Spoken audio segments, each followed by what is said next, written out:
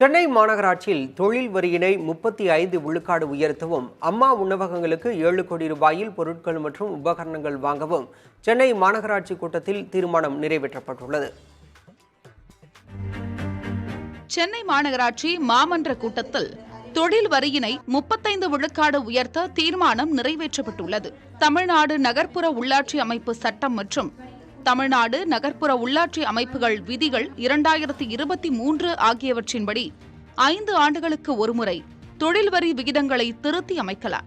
அதன் அடிப்படையில் கடந்த 2018ஆம் ஆண்டு தொழில் வரி உயர்த்தப்பட்ட நிலையில் தற்போது 35 விழுக்காடு தொழில் வரியை உயர்த்த சென்னை மாநகராட்சி மாமன்ற கூட்டத்தில் தீர்மானம் நிறைவேற்றப்பட்டுள்ளது.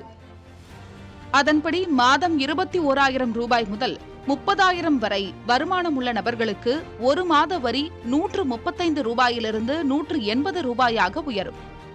30,000 ரூபாய் முதல் 45,000 ரூபாய் வரை வருமானம் உள்ள நபர்களுக்கு ஒரு மாதத்திற்கான வரி 315 ரூபாயிலிருந்து 430 ரூபாயாக அதிகரிக்கும். 45,000 ரூபாய் முதல் 60,000 ரூபாய் வரை வருமானம் உள்ளவர்களுக்கான ஒரு மாதத்திற்கான வரி 690 ரூபாயிலிருந்து 930 ரூபாயாக அதிகரிக்கும் என்பது குறிப்பிடத்தக்கது. இந்த வரியை 6 மாதத்திற்கு ஒருமுறை செலுத்த வேண்டும் என்பது குறிப்பிடத்தக்கது.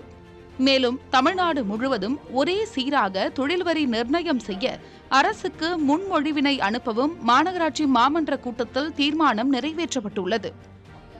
மேலும் இந்த மாமன்ற கூட்டத்தில் சென்னை மாநகராட்சியில் செயல்பட்டு வரும் 390 அம்மா உணவகங்களுக்கு பொருட்கள் மற்றும் இயந்திரங்கள் வாங்கவும், ஏற்கனவே இருப்பவற்றில் பழுது நீக்கவும் 7 கோடியே 6 லட்சம் ரூபாய் ஒதுக்கி தீர்மானம் நிறைவேற்றப்பட்டுள்ளது.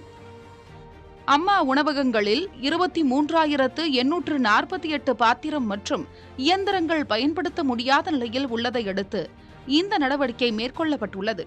முன்னதாக அம்மா உணவகத்தில் ஆய்வு மேற்கொண்ட முதலமைச்சர் ஸ்டாலின் அம்மா உணவகங்களை மேம்படுத்த 21 கோடி ரூபாய் ஒதுக்கீடு செய்திருந்தார். புதிய தலைமுறையும் தமிழ்நாட்டின் பல்வேறு பகுதிகளில் உள்ள அம்மா உணவகங்களில் கள ஆய்வு நடத்தியிருந்தது கவனிக்கத்தக்கது. மேலும் இந்த இயந்திரங்கள் மற்றும் பொருட்களை 30 நாட்களுக்குள் பழுது நீக்கம் செய்ய வேண்டும் எனவும் தீர்மானத்தில் குறிப்பிடப்பட்டுள்ளது. மேலும் இந்த மாமன்ற கூட்டத்தில் சாலைகள் மற்றும் தெருக்களில் சுற்றித் திரியும் மாடுகளுக்கான அபராத தொகையினை 15,000 ரூபாய் வரை உயர்த்தவும் தீர்மானம் நிறைவேற்றப்பட்டுள்ளது.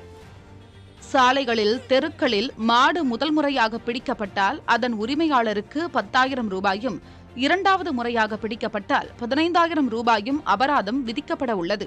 மேலும் பராமரிப்பு செலவிற்காக 3ஆம் நாளிலிருந்து நாள் ஒன்றுக்கு 1000 ரூபாய் கூடுதலாக வசூலிக்கவும் தீர்மானத்தில் வழிவகை செய்யப்பட்டுள்ளது.